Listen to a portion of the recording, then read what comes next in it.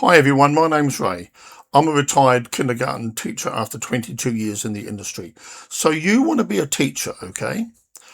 You've done your degree or your Cert 3 or your diploma, and it's your first day in your new childcare centre. Wow, fantastic.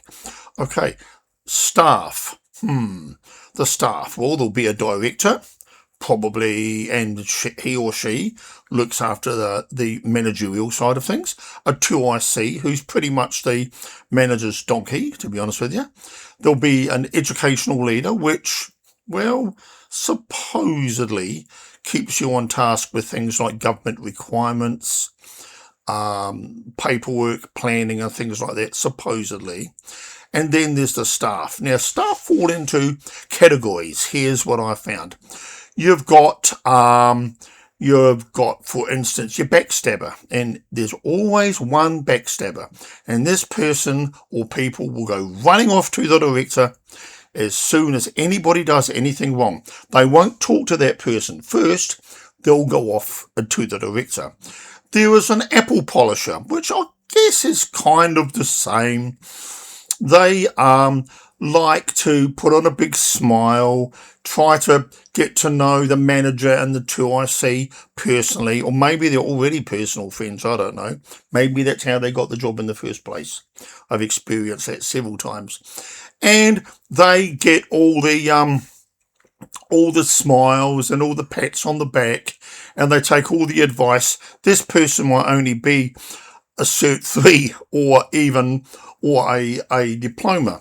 Okay, then you've got what I would like to call the mouse or the mice, and these are people who just come to work, don't say anything to anyone, they work hard, all the parents and all the children love them, but they never really get acknowledged by any of the staff, and that's a shame, right?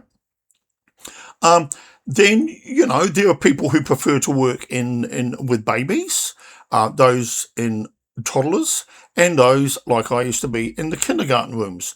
Now, the kindergarten rooms normally are 4 and 5-year-old. There used to be one room only, but from 2016 on, there was two. There was a 3 to 4 and a 4 to 5.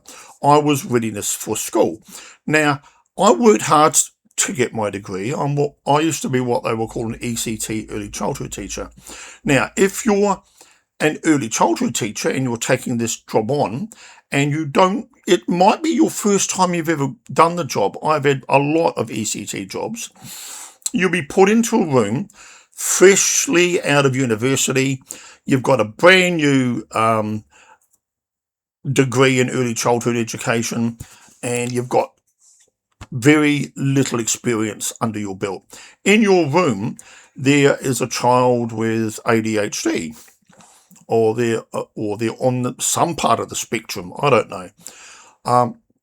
Now, bless their hearts, I love all children, but the fact is, children with special needs have special needs. Now, we are not child psychologists, behaviour experts, speech pathologists. No, there are people who do that for you, if you can get them to visit you and help you out. Okay, having 1 or 2 special needs children in your room makes all the difference, believe me, and we're not qualified to do that. We're not qualified. We are early childhood teachers with a bachelor's degree. That's like asking your GP to do brain surgery. They're not qualified to do that. But for some reason, a lot of the places I have worked for, I seem to have been made responsible for doing just that. I won't mention any names, of course. So whatever you do, use the fact that you've got 3 months probation and look around and just see the dynamics of the room.